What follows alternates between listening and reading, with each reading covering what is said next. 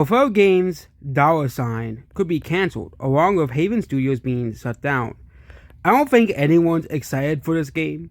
I think one of the live service games just released and no one bought it. The weird robot game that no one cared about. Everyone forgot about. I don't remember. I think it was called Marathon. Everyone forget about it for a year.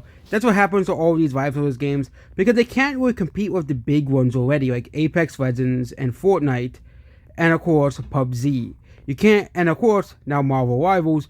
There's just too many live service games out, and you also have Overwatch 2 as well. And let's not forget about all the non-live service multiplayer games as well.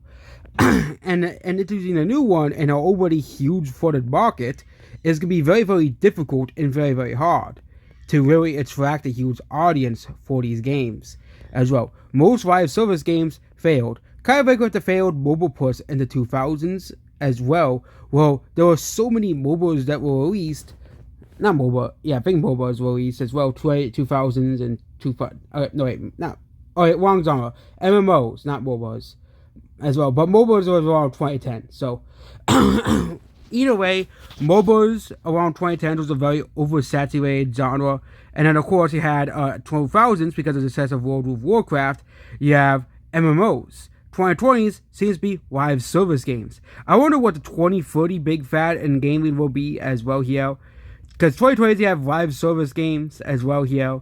And 2010s, you had MOBAs as well, which does continue to 2020. And of course, 2000s and 2010s were MMOs because of the success of World of Warcraft. It seems because of one huge game, they do want to make this type of thing, the big new fad, the success of Fortnite and PUBG, caused the rise of live service games when most of them failed.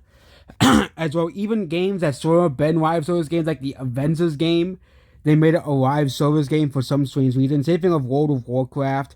The success of World of Warcraft basically led to the success of, basically led to the oversaturated of MMOs, and MMOs are not very common anymore. You don't really have many massively online multiplayer games, which I know for for a while, one of the most requested things for Pokemon was a Pokemon MMO.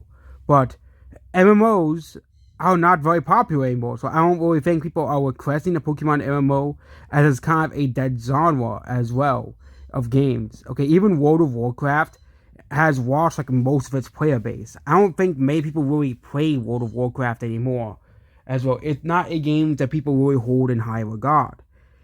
Same thing with MOBAs. Okay, MOBAs have kind of lost a lot of their popularity as well here. There was also a fad throughout the late 2010s for hero shooters as well.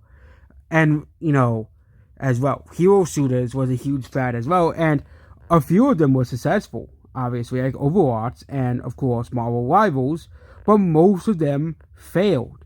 And the same thing with live service games. You had 3 or 4 successful live service games, but the 99% of them have failed.